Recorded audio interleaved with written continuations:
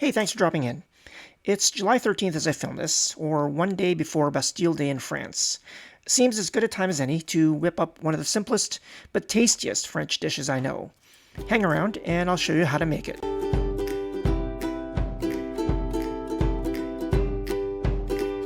Alright, so to clarify, I'm Canadian, so Bastille Day is not something we actually celebrate around here. However, I strongly identify with France as a cook. I've had the good fortune to visit the country a few times. I love the people, I really love their food, and I love the techniques that they use to make that food. Plus, Bastille Day makes for a great theme for the show. Speaking of which,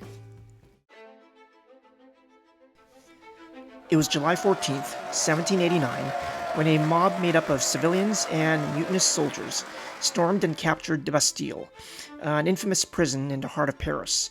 Their goal was to capture the weapons and gunpowder inside, as well as send a message to the king. It was the culmination of several days of increasing unrest within the city, and was one of the opening events in France's evolution from absolute monarchy to the republic that it is today.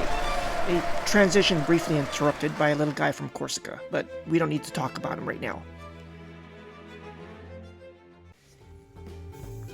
Now that we've got the history out of the way, let's make the dish.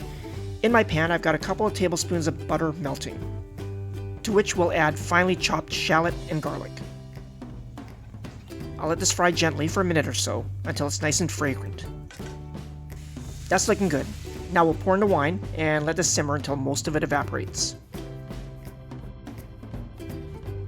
Alright, let's turn this into a topping. First, we'll transfer it to our mixing bowl. Then add our breadcrumbs, some lemon zest,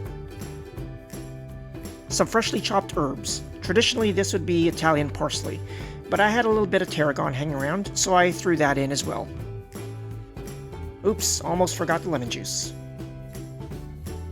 Now we season with salt and pepper.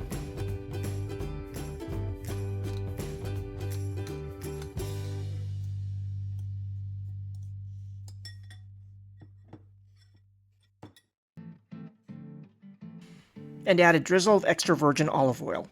Our goal is to end up with a topping that's slightly moist, so it'll stick to the fish rather than fall apart.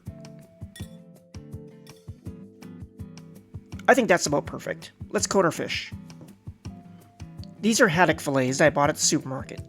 They came already deboned and skin removed. All I have to do is defrost them, which makes them super convenient.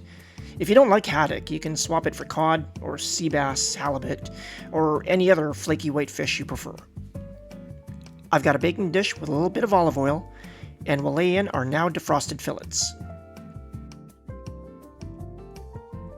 Season them with some salt and fresh cracked pepper. Then flip them over and do the other side.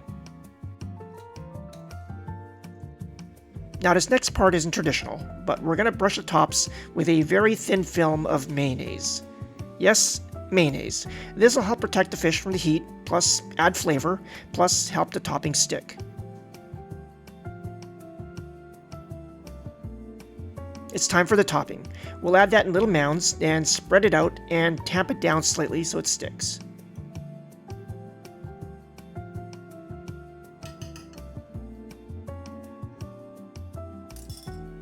And we're done.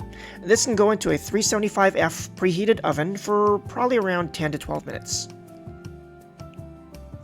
Here's our fish after 10 minutes. It's cooked, but looking a little blonde, so it'll go back under the broiler for a minute. I'll see you again when it's done. And here they are, our Poisson à la Bordelaise. They look pretty great, right? Our fish is perfectly cooked, nice and moist and flaky. And the topping, you just know that's going to be crunchy and delicious. Let's do the flyby.